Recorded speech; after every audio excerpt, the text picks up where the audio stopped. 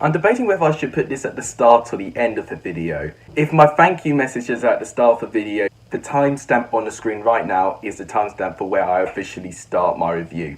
But I wanted to make it clear to give you my gratitude of the response that I got in my last video. I mean, I decided to post my video on BenHD's score predictions video. I don't normally do that. Sometimes I have done that, sometimes it hasn't worked out, and I was really early in the video today and I thought, right, let's just get out there and see what happens. But the response that I did get from it, wow, I did not expect it at all. Just from the first 6 hours of it being uploaded, you exceeded more likes than my top 2 most popular videos. Just like that. It is mind-blowing. 15 likes in 6 hours is absolutely insane for me. We're getting countless notifications of people subscribing to the channel, getting 6 on that day as well, which is absolutely mind-blowing as well. I just want to say thank you guys, honestly. Those kind of moments really allow me to feel like I want to continue YouTube. Not that I had any doubts of me wanting to continue it, but it's those kind of moments that really make me feel grateful for being part of the platform. So if any of you have come from BenHD, I can't promise I'll deliver the videos with the same amount of class that he does. But what I will do is offer my opinions, my views on the championship teams, because what's unique about people in general is that we all have different opinions. But without enough of me saying my thank you, let's actually move on to today's video. We've got a lot to cover. How's it going, guys? My cringy thank you is over. Welcome back to the channel. Today is my review for Matchday 34 of the Championship. A lot of dramatic results went down on this weekend. We've got a lot to talk about. In the second half of this video, there's some midweek games that I need to predict as well. But obviously in the first part of the video, I'm going to talk to you about my overall opinion on all 12 games. Now, obviously about the shout-out, we've got a staggering 3 new members in the Lexus Hall of Fame due to the fantastic response I got. Well done to Sidru, Nathan Brown and Luke Armstrong. All 3 of you managed to get at least 1 score prediction correct. Now, Luke Armstrong and Nathan Brown, you both got 2 correct predictions. Now, normally what I do in this situation, if it's a tie, I look at what predictions were the hardest to predict. But you both got the same games correct, so I can't really judge it off that. So what I'm going to do instead, I'm going to leave both of your channels on the eye icon up there right now. So everyone watching, subscribe to those 2 guys. They did really well this weekend, getting 2 correct predictions. I actually had a pretty good weekend myself. I got 3 correct scores. I got the Derby and Fulham game, I got the Leeds and Reading game, and I also got the Charlton and Luton game, which I was really surprised I actually got right. As always, if you want to see more championship content, please make sure you do give this video a like. It is tremendously appreciated. If you are new around here, please subscribe to the channel. It is fantastically appreciated. And please share this channel to as many championship fans as you can. All of that will be fantastically appreciated. But without any further ado, let's go through what we saw in this weekend. So we start off with Friday's game between Derby and Fulham. It ended as a 1-1 draw, and that is what a lot of people expected. And in terms of how the game went on, it didn't look like that it was going to spring to life. It was a pretty boring first half with not many chances. I think with Derby coming the closest to going ahead with Davies and Tom Lawrence testing Rodak in the first half. It was not until Derby got a penalty where the game kind of went into life. Ream managed to handle the ball into the box. No complaints from him. It was a definite penalty for me. And Rooney, making his 500th game in English football, decides to score a Panenka penalty. I'm in hysterics that he decided to risk it, but wow, did he execute it. It was absolutely spectacular. And I thought that was actually going to be the final goal in the game. I thought Derby were going to hang on. However, Alexander Mitrovic proves why he's the top goal scorer in the league. Because wow, he can really make games happen. From a really average Adoy cross, Abubakar Kamara managed to supply the ball to Mitrovic, and he managed to score a terrific half volley, going for power, going past Ben Hamer, and that made it 1-1. But the man of the match undoubtedly was Rodak. He made some terrific saves in this game, including another one from Tom Lawrence, and probably the most notable one for him managing to claw out Craig Forsyth's close range effort just before the ball crossed the line. It was absolutely incredible. I thought the ball had already passed it, and I thought Derby might have got the winner, but Rodak was ultimately the reason why Fulham managed to keep a point in the end. It's a great point for Fulham, I think. They did dominate in terms of possession and shots, but having said that, Derby definitely had better opportunities. And when they went forward, with Rooney being instrumental to their movement, Derby looked very threatening The same derby would be a little bit disappointing they didn't get all 3 points based on chances they had. But I think overall in the balance of play, I think 1-1 was the fair result. Then on Saturday's game, we had a very entertaining game, ending 2-2 between Brentford and Blackburn. And honestly, it could have been more from both of these sides. But I will say, out of the chances, I think Blackburn, I think, were the deserving winners in that game. They had 2 fantastic opportunities going on one-on-one with David Raya, but he was on absolute form, keeping Brentford into the game. Blackburn did manage to go ahead. It was a bit poor how they conceded. Christian Walton managed to do a very long ball from his penalty box. Ethan Pinnock misjudged the cross, and then Armstrong managed to control it and lob it past Raya, and that made it 1-0 to Blackburn. Brentford were left very frustrated. Walton made a couple of saves from Watkins, and then in the second half it continued. Blackburn then won a penalty after Buckley got fouled in the box by David Raya. For me, a very harsh penalty decision in my opinion. For what I saw in the camera, Raya got the ball, but he didn't quite grasp it, and it's just colliding together. It was a very harsh decision for me. Adam Armstrong didn't complain. He managed to step up, send Raya the wrong way, and that made it 2-0 to Blackburn. Brentford managed to turn the game on its head. Ollie Watkins scoring a terrific strike, undoubtedly one for goals of the weekend. And then Brentford continued to power forward, and eventually they won a penalty on their own.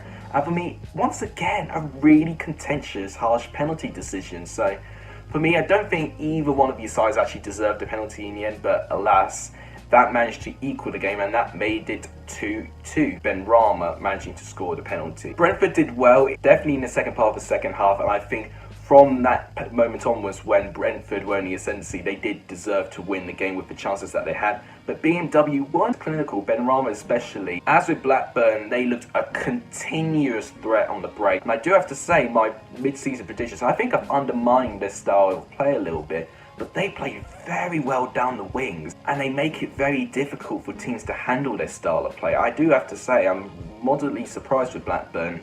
And in terms of their running, it's not actually as bad as I probably made it out to be in my mid-season predictions video. So that could be one prediction I may get wrong in the end, but you don't know. I mean, I predicted them to finish 11th, and they're only 1 point above 11th, so they could still finish in that position with 12 games left.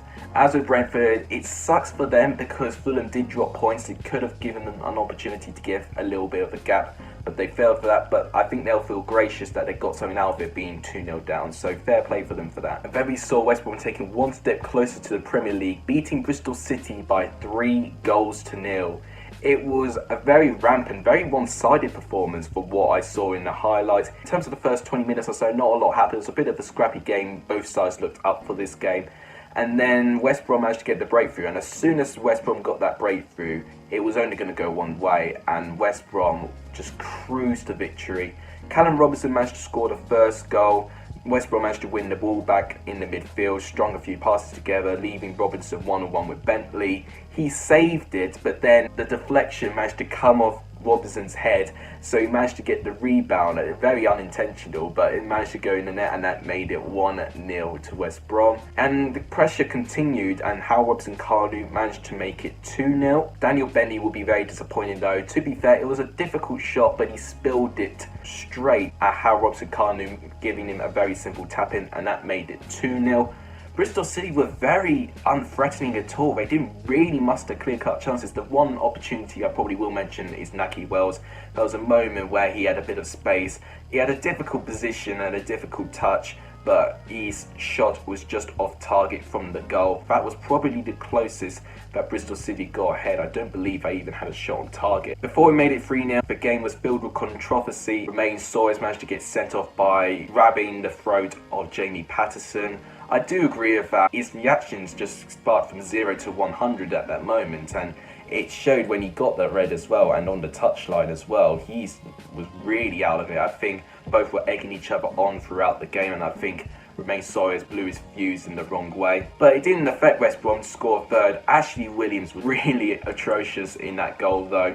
It was a very high looping ball, and he was pressured by 2 West Brom players, but his header was way too short. Why he decided to header it and not get a touch and potentially then pass it to Bentley. I don't know why he decided to try and take it early and head it. His header wasn't good, and it was nicked by Howard and Carney, who managed to score a second. Having time and space to managing to really smash it past Bentley, that made it 3-0.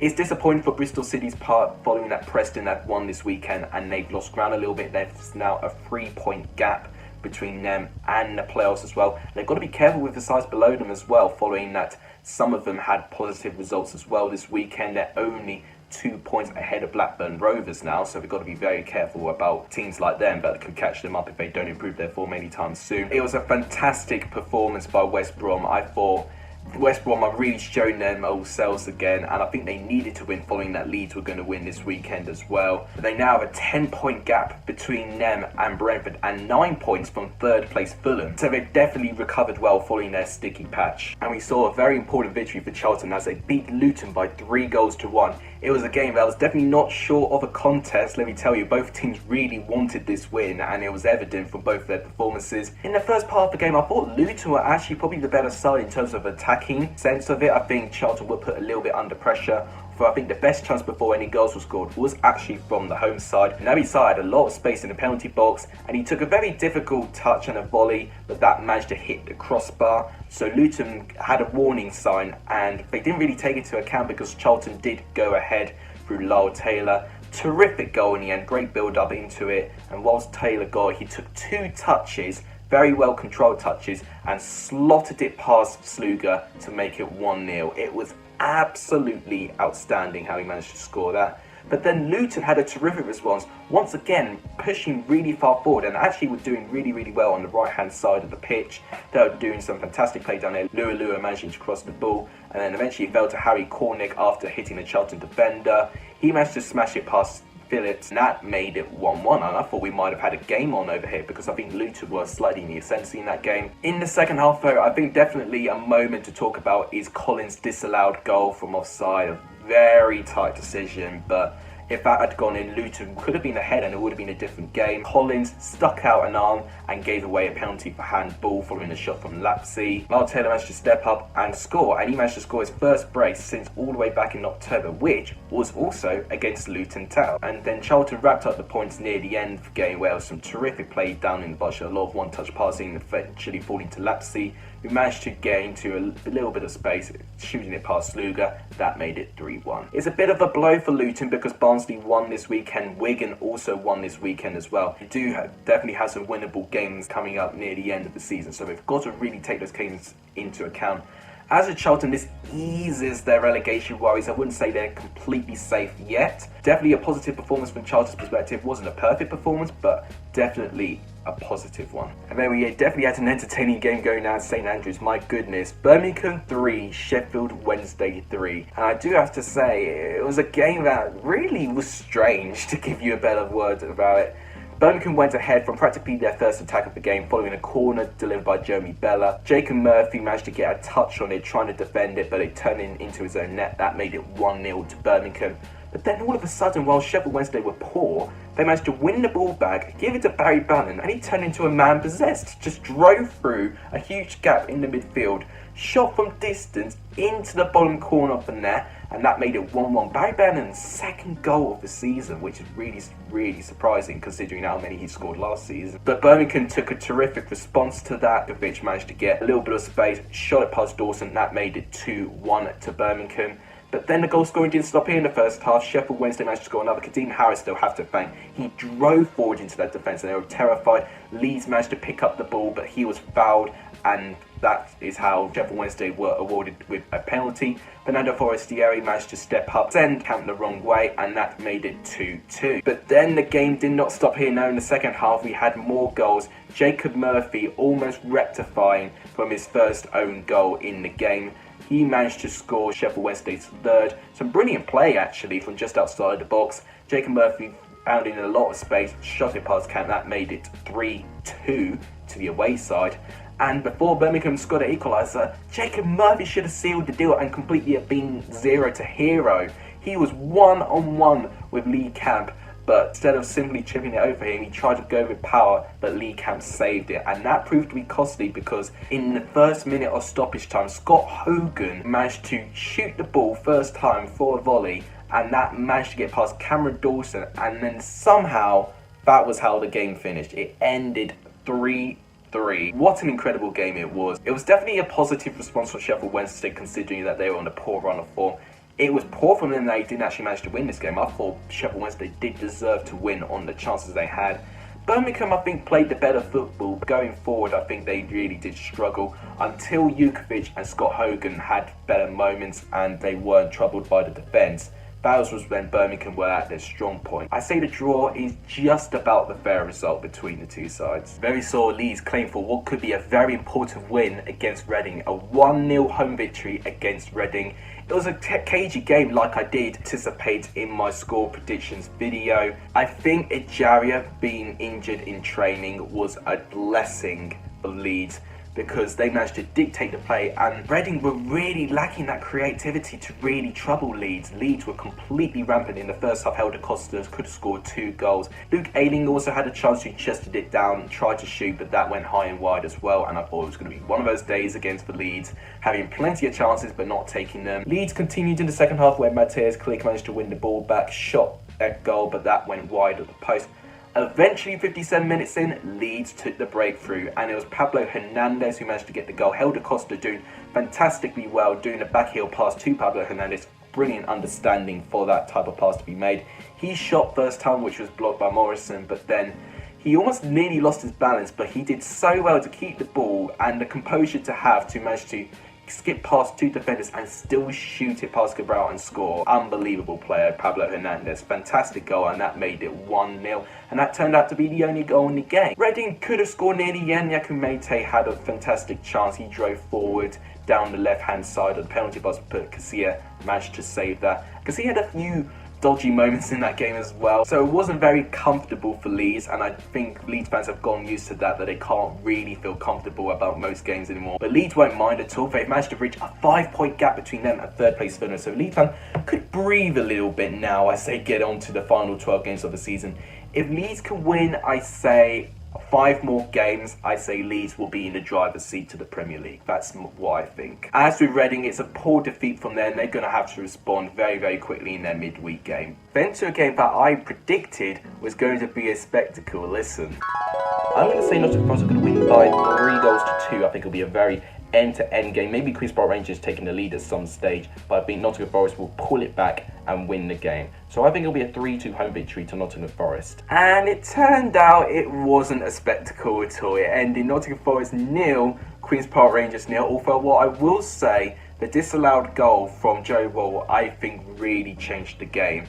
And it was incredibly harsh how they did not give it. As the corner was taken, the ball was blown slightly back. It wasn't even blown back that significantly. It was taken as he was running forward to cross the ball. Joe Gold, good header on it. That made it 1-0 Nottingham Forest. And there was an early goal as well, so I thought maybe it could have been a spectacle afterwards. But the goal was chalked off because the ball moved away from the corner line, so there was no goal given, and it was incredibly harsh in my opinion. From that, Nottingham Forest continued to pile forward. Liam Kelly only had to make one notable save from Amiobi from distance, but apart from that, it was a very lacklustre game. Queen's Park Rangers barely threatened Nottingham Forest at all. Everett Chiese had a free kick from just outside the penalty box, which was just wide off the post. Angel Rangel had to make 2 goal line clearances, but it wasn't the most challenging goal line clearances in the world. And Queen's Park Rangers, from the amount of goals that they leaked in, they managed to keep a clean sheet.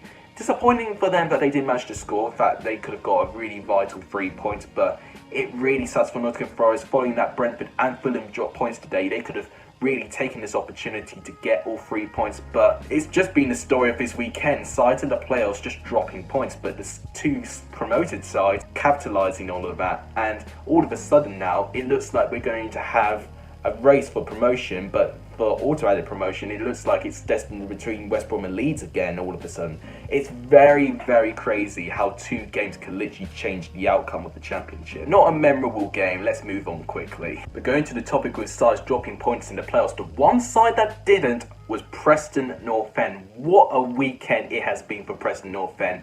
They've increased the gap between them and 7th place to 3 points. They're now joint on points with Brentford and with Nottingham Forest, and only 1 point from Fulham as well. But at the start of the first half, I thought that was going to be the same story, because I thought Hull were very good in that first half. They really had a point to prove. Malik Wills was a continuous threat for Hull City. He was absolutely terrific for me. He powered forward a lot of the time. He forced a fantastic save from Declan Rudd in the first half, but the momentum was at Hull's side, and they did go ahead first. From a short corner, it was a great delivery, and then Wills got a powerful header to get it past Rudd. That made it 1-0 to the away side.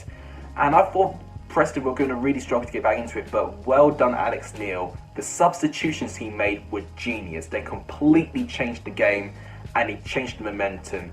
Preston managed to equalise from a penalty. They've been known to get many penalties. For me, I think it is a penalty. Paul Gallagher does what he does, scores his trademark penalty. That made it 1-1. And the substitutions combined made the second goal and Preston's winner, with Jaden Stockley managing to do a fantastic delivery, meeting the head of Alan Brown, and that made it 2-1. But I won't say Hull were awful though. I thought Hull were pretty good. I thought Elder, who provided that assist to Malik Wilks, was terrific. I thought Burke, who had a goal line clearance from Sean Maguire, was absolutely terrific. A fantastic win for Preston. They've now got 2 really tough away games between West Brom and Fulham, 2 promotion rivals. I would say if they can get at least 4 points out of 6, I'd say Preston fans should feel a little bit excited for me. As with Hull, they're not quite outside the talks of relegation yet, but I will say they are in a decent position. If they can recover and get 1 good game, I think Hull will be okay. I maybe saw Stoke ease their relegation worries with a 2-0 home victory against Cardiff. Cardiff's unbeaten streak ends in this weekend, and it was deserved. I thought Cardiff were really poor in that game. They didn't really test Stoke at all. They only had 1 notable opportunity in the second half, which I'll talk about in a minute. But Stoke were completely rampant. They wanted something from this game. Stoke went ahead from a corner. I thought Nick Powell may have got the final touch, but looking at the replay, it looked like it came off Callum Patterson. He managed to turn the ball into his own net. That made it 1-0 to Stoke.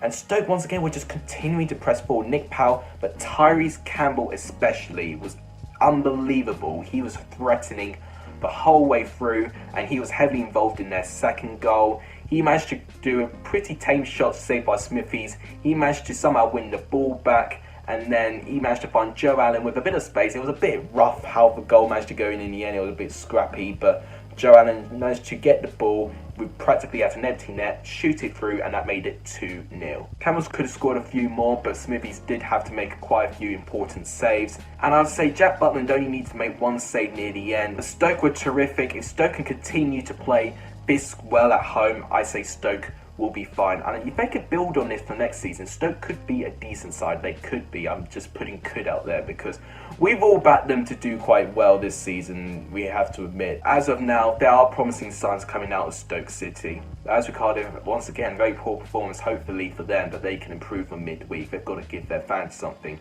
They've lost a bit of ground in terms of the promotion race as well, following that sides in the top 6 have lost this weekend. This could be a game that Cardiff can look back on thinking that they needed to do a lot better at. I've only seen Swansea recover from their horror show defensively last week with a great 3-1 home victory against Huddersfield Town. With Swansea, it was a fantastic performance from Swansea. They were really rampant. They did really want to give the fans something. It was a dramatic improvement for what I've seen from them, not only defensively but definitely attacking wise as well. They looked so threatening, and Swansea took a pretty early lead with Ayew managing to get the goal. Kalulu managed to get the ball on the right hand side and managed to do a terrific pass to reach Ayew, who simply had to stick his leg out and it went through the net. That made it 1-0 to Swansea. Swansea nearly scored a second from Ryan Brewster, who got a load of space, and he could have chipped it over Lossell to score, but he shot it straight at him. However, 1-0, you're never safe to win the game, and in the second half we got 2 quick fire goals. First one going to the away side. Emma Smith-Rowe managed to drive forward and he eventually got dispossessed, but however Huddersfield managed to win the ball back. Hogg managed to get it just outside the penalty box, doing a fantastic delivery, and it just about got the slightest of touches from Steve Mounier, and he managed to get past Woodman, and that made it 1-1. But 2 minutes later, Swansea managed to get back into the lead with Matt Grimes delivering a fantastic corner, and it managed to meet the head of Jay Fulton, and that made it 2-1 to Swansea. And Conor Gallagher, who I thought was absolutely terrific in that game, finished off the third goal, supplying a terrific defence-splitting pass to Jordan Garrick, who scored his second goal in 2 games now, managing to go past Jonas Lossell, managing to score from the empty net. That made it 3-1. It's a very poor defeat on Huddersfield's part, following that the other sides around them managed to win this weekend and them not winning the game. They're only 2 points ahead of Wigan Athletic now. All of a sudden, Huddersfield have now got to be very, very careful that they don't drop any more silly points. Because definitely at 1-1, I thought Huddersfield could have done so much better in defending that corner. They could have sneaked a draw out of it, and then their position does not look as bad as it is. But it was a terrific performance by Swansea. All of a sudden now, hopes of getting into the playoffs are now a little bit restored following that side around, and have also dropped points this weekend as well. So great weekend for Swansea. Really bad weekend for Huddersfield. So our penultimate game, we saw Wigan picking up a very important 1-0 home victory against Millwall. It was not a great game, to tell you the truth. However, there were a few controversial moments in the game. Should Millwall have had a penalty on the foul of Ryan Woods? To be honest, with all the soft penalty decisions I've seen this weekend and that on Ryan Woods, I don't really see much of a difference. I think Millwall were a little bit hard done by compared to some of the penalty decisions we had this weekend.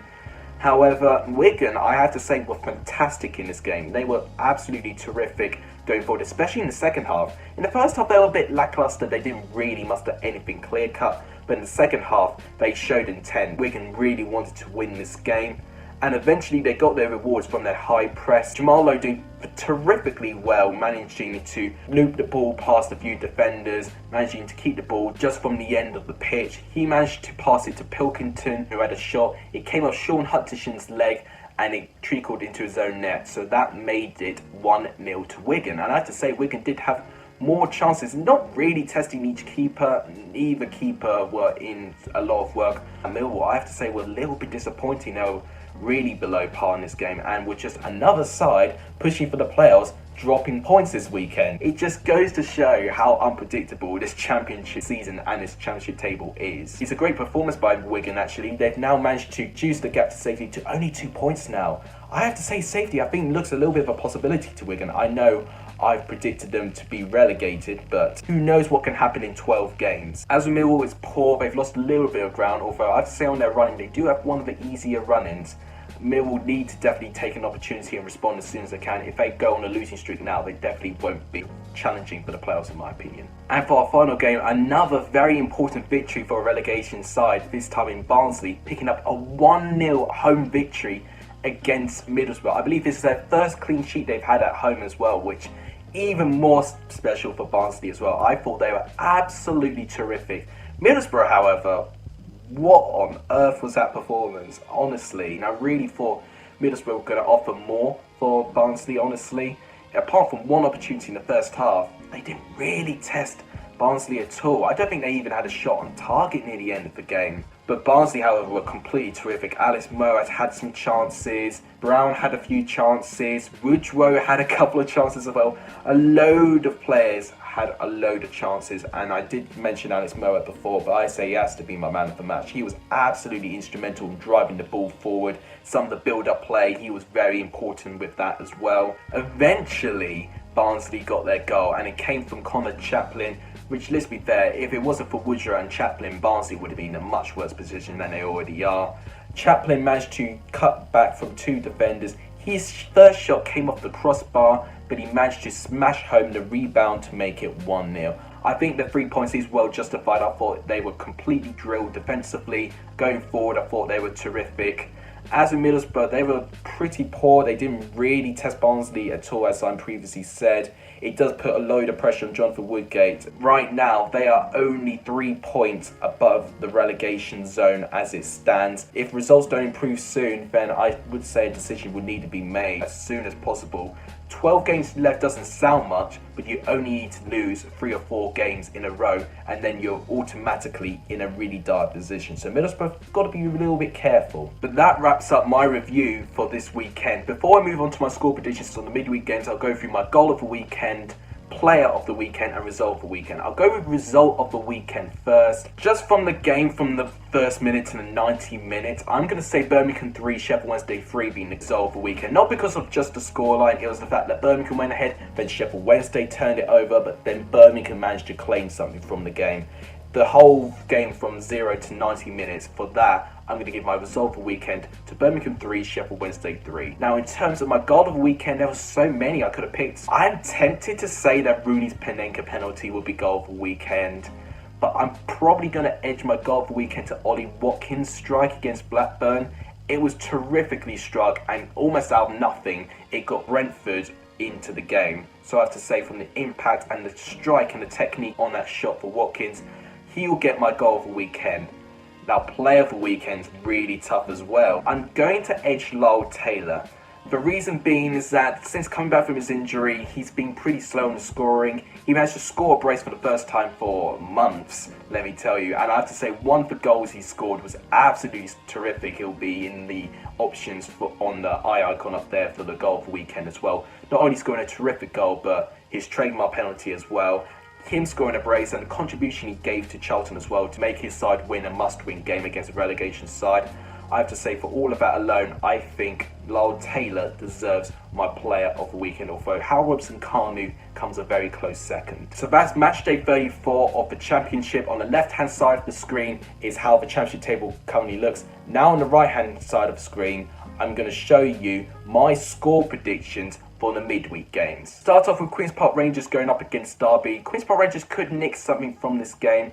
I'm going to say this is going to be a 2-2 draw. I can see goals in this game. Cardiff versus Nottingham Forest. Cardiff managing to pick up a very shocking away victory against Nottingham Forest last time. I'm going to say this is going to be a 1-1 draw. I don't think either side will win. Huddersfield versus Bristol City. This is a must-win game for both of these sides for completely different reasons. I could see Bristol City going on a losing streak. I could be wrong in this one, but I'm going to say Huddersfield get a 2-1 home victory. Luton versus Brentford. Considering that Brentford are dropping points at the moment and Luton will be fighting for their lives to avoid relegation, it's really tough to call this game. I'm going to edge Brentford for a 3-1 away victory. Luton can surprise people. I wouldn't even be surprised if Luton win by 1-0 or something. The final Tuesday's game is West Brom versus Preston. Preston previously have had a terrific away record, but West Brom are playing their best football than they have done for quite some time now. I'm going to edge West Brom for a 2-1 home victory. It'll be interesting to see how they cope without Romain Sawyers, but I think West Brom do have enough options. And then to Wednesday's games, we've got Blackburn going up against Stoke. I'm going to say a 1-0 home victory to Blackburn. I don't think there'll be many goals in that game. Hull versus Barnsley is interesting. I'm going to edge Hull for a 2-1 home victory. I can see Hull managing to get back into winning ways in this game. Middlesbrough versus Leeds is a very important game. I'm going to say this is a draw. I'm going to say a 1-1 draw. I don't even see either of these sides winning in this game. Millwall versus Birmingham. I'm going to say a 2-1 home victory to Millwall in that one. Sheffield Wednesday and Charlton's intense. I'm going to say that Charlton get a 2-1 away victory. I'm going to say this is going to be the shock of midweek. Fulham and Swansea is very tight, I think. Very intense.